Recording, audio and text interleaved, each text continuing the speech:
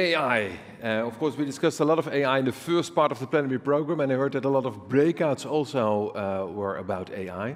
We're going to give AI one more time the stage here, because I would like to give the CIO stage to David Fearne, Global Head of Gen AI and Analytics at Cognizant. How can we build, ladies and gentlemen, a generative AI under the right conditions?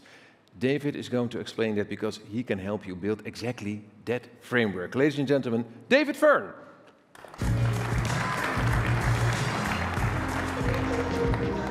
David. Thank you very much. The CIODAY2024 stage is all yours. Thank you very much. I'll use my 8 minutes valuably, hopefully. So, good afternoon, everybody. My name is David Fearne. I'm the Global Director of Generative AI here at Cognizant. And I want to talk to you about a customer story we had recently, where we helped them to accelerate their vision into reality through the use of our Gen AI labs, which I'm sure you've seen advertised around the venue. So this particular client was the Kingdom of the UAE.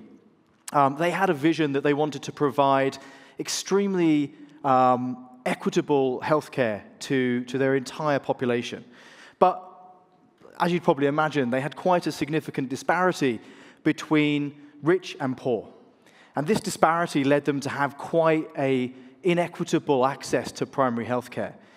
But like the UAE, they had their vision. They wanted to be able to offer exceptional healthcare services 24 hours a day, 7 days a week to their entire population. Now, in the UK, we're very fortunate. We have a kind of similar service. We have a service called 111. It's essentially our non-emergency emergency line. So if you feel ill, if you have a problem, you can phone up this line and you get through to a call center worker who has an if this, then that style flowchart that they can take you through. And then the purpose of this is to get to the next best action.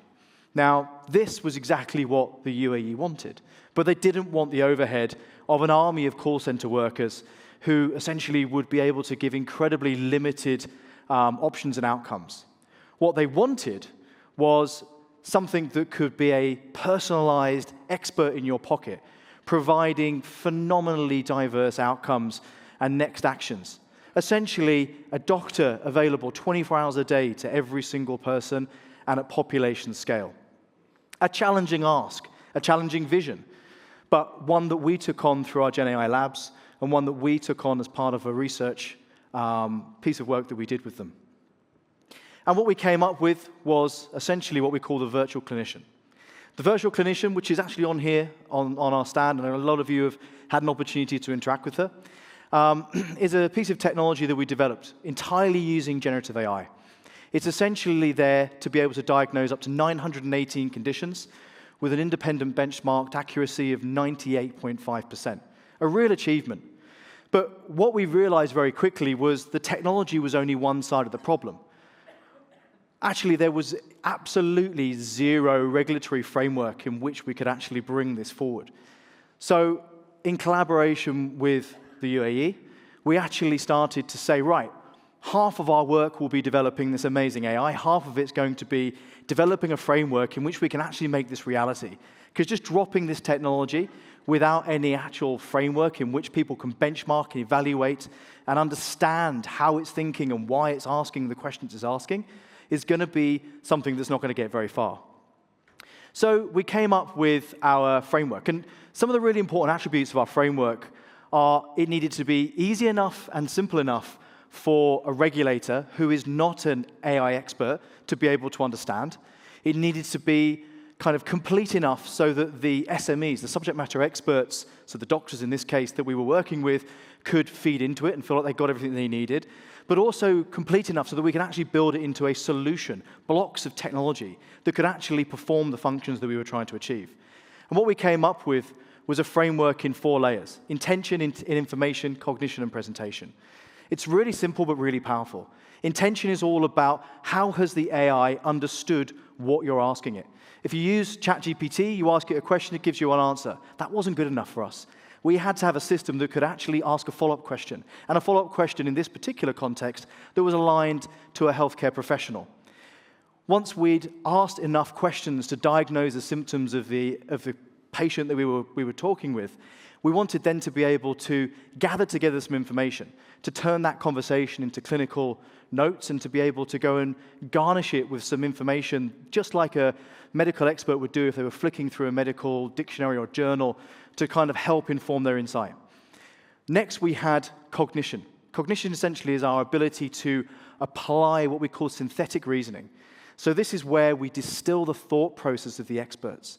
How does a medical diagnosis get made? And how can we simulate that in a set of AIs that can interact and communicate with each other? How do we ensure that every single thought they have is evaluatable, is transparent, is benchmarkable? And then lastly, presentation. The presentation layer is something that not many people think about when they think about generative AI. But in a UX perspective, if we can't present the insights that we're looking to actually communicate in a clear and concise way, then essentially we're losing the output, the fundamental premise of what we're trying to achieve with the system in the first place.